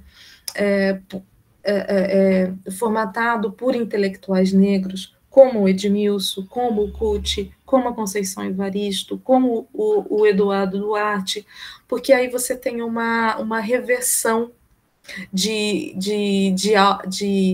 afirmações sobre essas obras, que podem ampliar e expor a potência poética dessas obras ainda mais, né?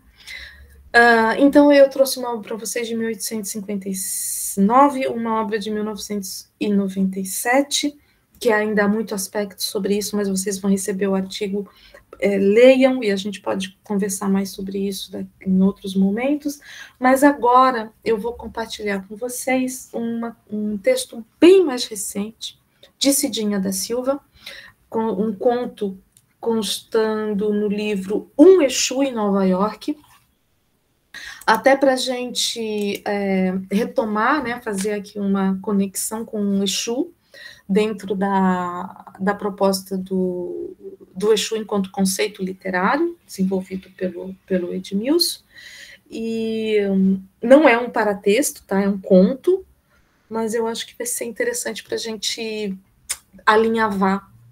Se o Samir puder encaminhar, ele já está com o conto, ele deve estar encaminhando para vocês agora. Sim, vou colocar agora aqui no grupo. Peraí.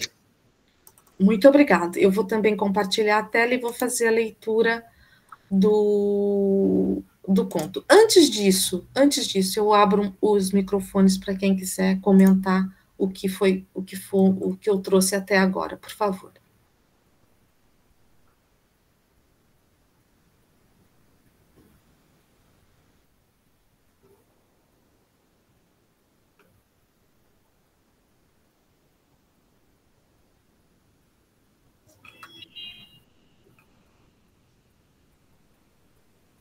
Alguém quer fazer algum comentário, gente?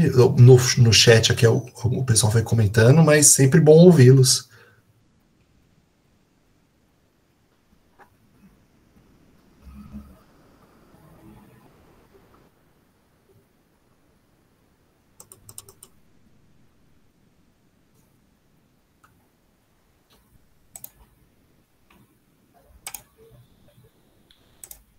Compartilhando a tela. Fiquem à vontade para...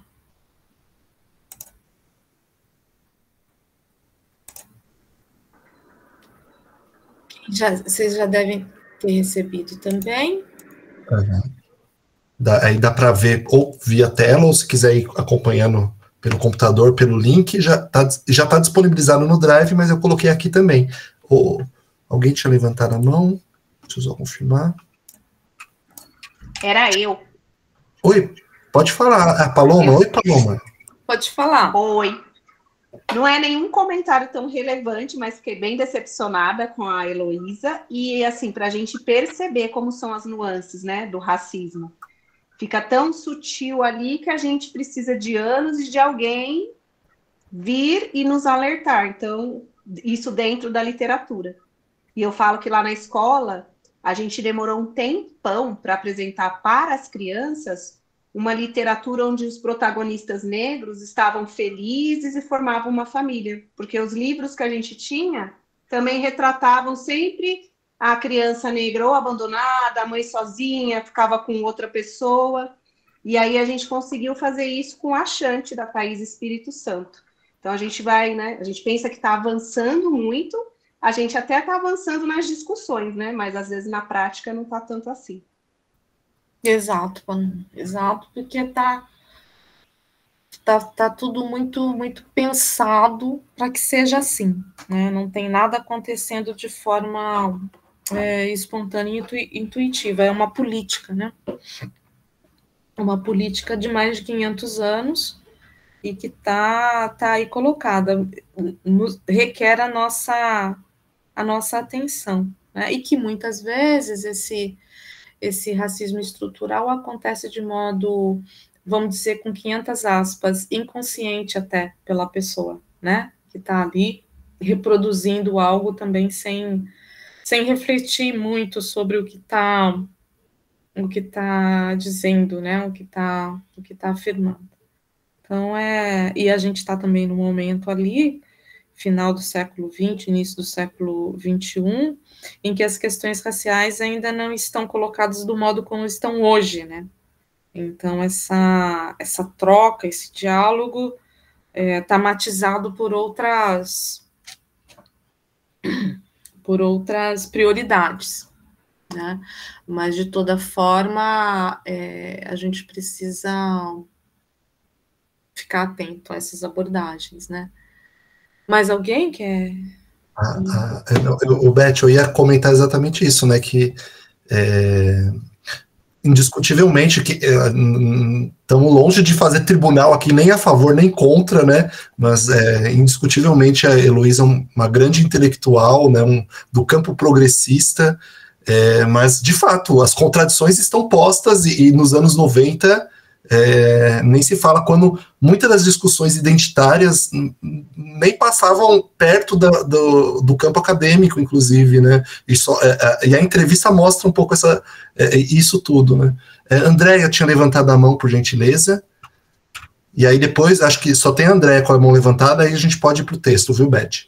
Sim, Heloísa é uma intelectual importantíssima, especialmente no campo dos feminismos, né, da crítica literária feminista, fez muito pela Unicamp, por nós todas, né?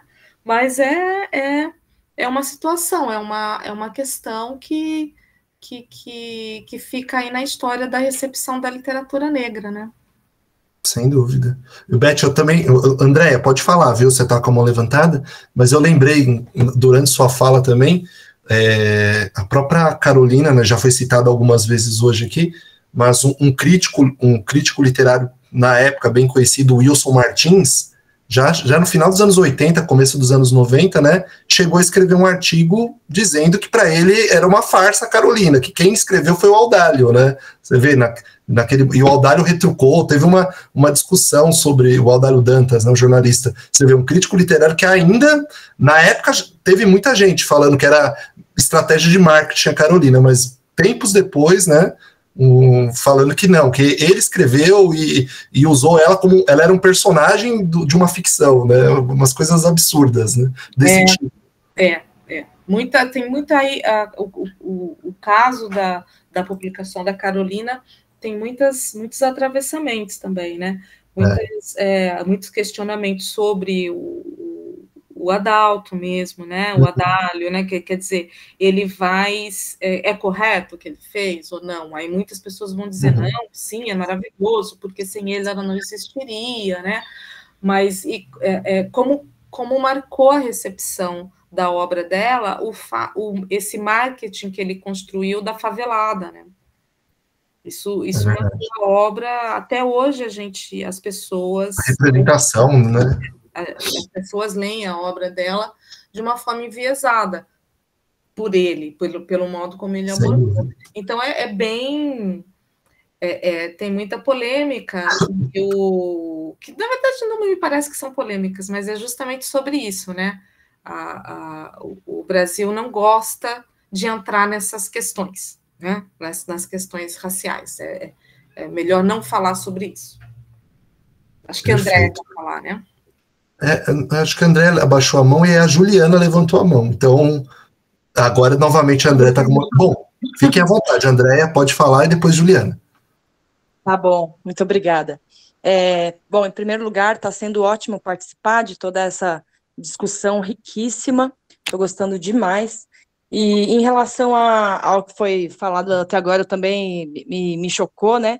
Tudo isso que foi abordado, e eu fiquei pensando... O quão interessante foi o trabalho do Paulo, né, ao escrever Cidade de Deus, e que o que ele fez foi o que a gente chama assim de artesania da palavra, né, de reescrever clássicos. Ele transpirou mesmo no trabalho literário, e talvez, se não fosse ele negro, poderia ter sido exaltado por tal feito, né, mas foi colocado aí nesses termos, né, pivete, que se apropriou e que não foi ele quem fez, etc. Isso me lembrou bastante também Quarto de Despejo, né, voltando aí para Carolina, porque o que ela fez também foi retratar, né, inclusive falas dos moradores lá da favela do Canindé, e essa coisa toda. Eu havia colocado uma questão no chat, não tem a ver, mas tem a ver, porque a gente está falando de literatura negra, então, eu já ouvi, né, essa afirmação de que a Carolina Maria de Jesus seria precursora do que posteriormente veio a ser chamado como literatura marginal periférica, e aí hoje, como eu ouvi falar sobre a Maria Firmina, essa coisa toda, eu queria saber se é isso mesmo, se a gente pode considerar a Carolina Maria de Jesus como precursora desse gênero que viria a surgir depois dela, né, e essa é a minha dúvida. E era só isso mesmo que eu queria falar e agradecer, que está sendo muito rica essa aula. Obrigada. Eu não estou vendo o seu nome, porque é Andréia, né? Isso, Andréia. Andréia. Olha, Andréia, você está me fazendo uma pergunta muito complexa, assim, que não dá para eu responder de modo rápido, nem sem muitos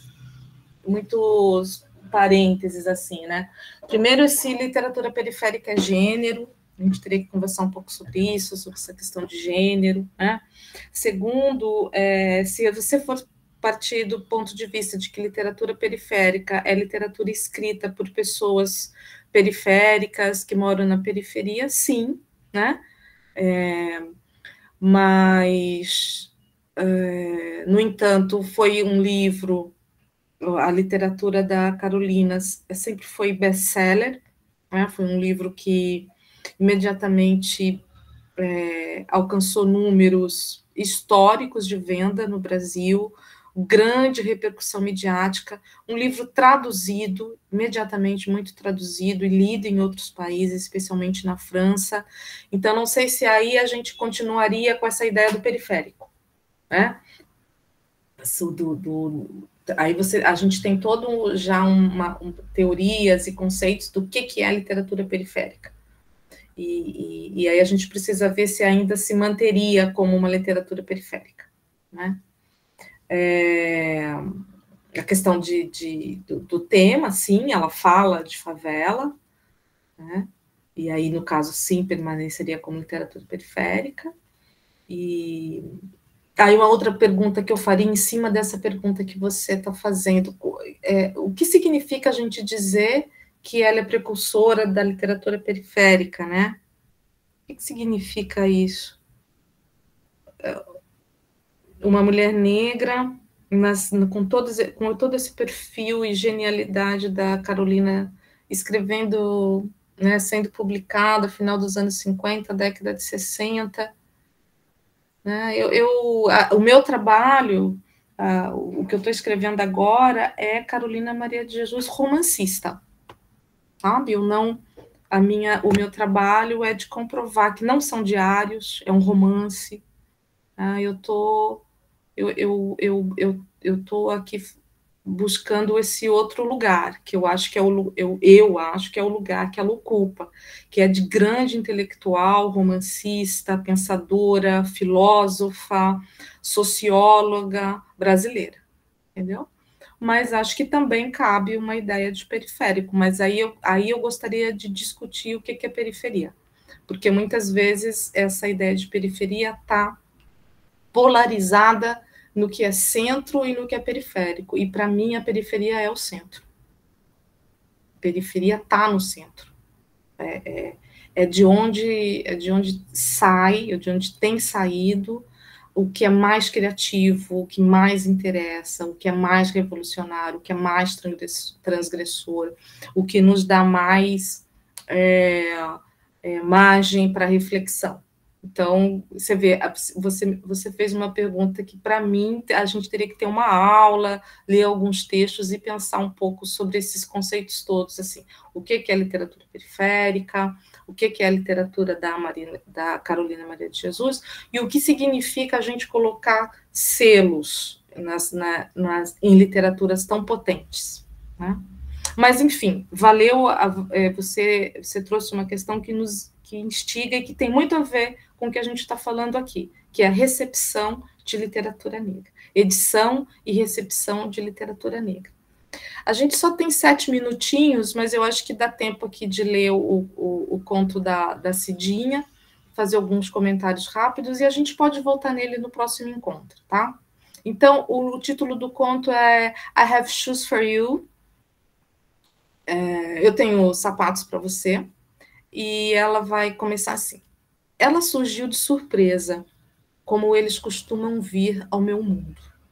Estacou a meio metro, de cabeça baixa, fechada em roupas pretas, de modo que primeiro só vi aquela cabeleira alisada. Depois, considerei que pudesse ser peruca.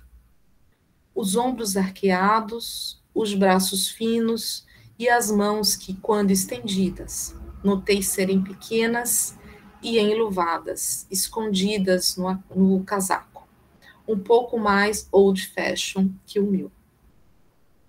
A mulher levantou a cabeça devagar, cruzei com seus olhos em brasa, fitei os dentes, eram bem separados entre si. A arcada superior, principalmente, pelo menos meio centímetro entre um dente e outro. Reparei quando ela perguntou, com voz muito doce, se eu tinha algum trocado. Sorri para ela. Entreguei as moedas. Quando olhou para os meus pés, depois de agradecer, disse: eu tenho sapatos para você. Eu não tinha certeza de ter ouvido a frase seguinte: o quê? Eu tenho sapatos para você. Ela repetiu com voz doce que eu já contei que ela tinha. Mensagem entendida, agradeci e assegurei que estava bem com os meus sapatos. Não precisava de outros, não. Ela riu com aqueles olhos vermelhos. Seguiu seu caminho e eu percebi um andar torto, sapatos grossos e pés que pareciam carregar o dobro de seus 70 quilos. Eu ali, parada na esquina da Martin Luther King Jr. com a 29, à espera da amiga dominicana que nunca chegava na hora, maldizendo o atraso, porque naquele momento o frio cortava e a mulher me ofereceu sapatos porque achou que eu passasse frio. E ainda aquele casaco de tantos invernos, eficiente, mas velho. Ali no Harlem, na classe média, ela julgou que eu era da rua, do Harlem profundo, como ela. Isso tudo eu só pensei depois. No momento em que a mulher saiu andando, escrutinei meus pés. Arrepiei quando erguei a cabeça em sua direção e não a vi mais. Observei os lugares à volta, a ver se descobria alguma porta, algum buraco, onde ela pudesse ter se metido. Avistei um segurança particular do quarteirão fumando e acertando a touca na cabeça. Quis perguntar a ele pelo paradeiro da mulher, tentada a receber os sapatos. Mais uns minutos e chegaram duas senhoras. Apertaram o número do apartamento para onde me dirigia. Cumprimentei-as, puxei conversa, contei da amiga atrasada, avisei que as acompanharia na entrada. Como um gênio da lâmpada, a mulher apareceu de novo. Ufa, ela existia. Era de carne e osso. Pediu dinheiro às colegas e elas mal olharam na cara dela para dizer que não tinham. A voz amável era um canto atraente e afinado, e a vontade de segui-la foi quase incontrolável. Dessa vez, ela não falou comigo. Segui o caminho oposto ao anterior. Fixei os olhos nas costas dela, como se assim pudesse segui-la até a casa, até os sapatos, até que ela se virou, sorriu, tirou uma mão do bolso do casaco e gesticulou em minha direção. Recolhi meu pescoço curioso. Uma lembrança me alcançou, a da filha de Ansan, que ganhou batalha na justiça contra homens poderosos, mas teve a vida virada do avesso pela represália dos feiticeiros acionados pelos indiciados. Certa vez, essa mulher fazia a travessia da ilha de Itaparica para o continente. Embriagada pela fumaça do feitiço, uma voz maviosa a chamou para se lançar ao mar. Venha, estou te esperando. Venha ficar comigo. Venha para sua casa para se salvar. Ela gritou que a amarrassem no barco, senão a sereia a levaria. Do mesmo modo, a voz delicada da mulher dos sapatos tentava me seduzir. Você não vai entrar? Uma das mulheres me chamou então. Me chamou enquanto segurava a porta. Sim, vou. Por que diabos aquela sem-teto queria me dar sapatos? Era a pergunta que me corroía. Ela me achou com potencial de compradora, isso sim, queria vendê-los. Ou não, pois se tudo é dádiva na negociação com Exu, eu dei primeiro. Fazia frio aqueles dias, estavam uns 14, 15 graus, nada que exigisse aquelas botas quentes depositadas na entrada da casa. Mas frio é questão de estilo e ostentação para quem pode escolher o que vestir e calçar. O inverno duro em Londres já havia me ensinado essa lição. Enquanto observava o interior do apartamento, bem dividido, pé direito alto, materiais finos no acabamento, contrastando com a simplicidade do prédio pelo lado de fora, ocorreu-me a terceira hipótese para a investida da doadora de sapatos. Considerando meus dreads, um casaco fora de moda, sapato de outono usado no inverno em diálogo com Harley Roots, de onde ela vinha. Talvez os sapatos fossem um código ou uma senha para uso ou tráfico de coisas que poderiam me interessar. Não, ainda não era a resposta. Exu matou um pássaro ontem com uma pedra que jogou hoje. Exu matou um pássaro ontem com uma pedra que jogou hoje. Exu matou um pássaro ontem com a pedra que jogou hoje. Ao preparar a comida do homem, quando a minha mão tocou o dendê, encontrei a resposta, a chave.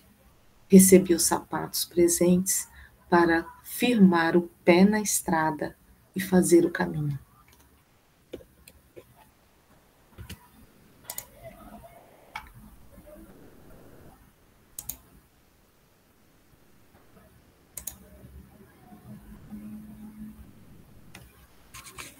Dele, que maravilha de conto, né? Sim, são, não sei, 30 linhas, né? 30 linhas, assim, de uma meticulosidade literária, frases curtíssimas e imagens que vão sendo criadas.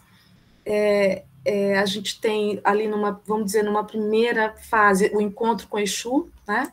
Com essa entidade de olhos vermelhos, com o enigma, que é próprio do Exu, como a gente viu, né? O senhor dos caminhos, o senhor da comunicação, com esse enigma do quero te dar um sapato, né? Depois o narrador, a narradora, eu vou falar narradora, porque os contos todos desse livro são narradoras, né? E são todos sobre Exu. Em todos os contos, o personagem narrador tem um encontro com Exu. Então, esse Exu em Nova York, e esse primeiro conto é em Nova York, esse encontro se dá em Nova York. Então, na segunda fase do conto, segunda parte do conto, a gente tem a narradora levantando hipóteses sobre o que seria essa aparição, e uma das hipóteses também tem raízes no candomblé, que é em Assam, e depois tem esse desfecho em que ela vai trazer essa perspectiva das mulheres brancas que estão chegando para essa reunião, uma reunião de intelectuais, né? E a narradora, ela se apresenta nessa situação de uma pessoa negra, com dreads, com casaco usado, com sapato usado, quer dizer, ela está ali numa situação de classe inferior, né, ao que aparentemente as outras convidadas estão. E ela está com essa aparição, ela está com esse enigma.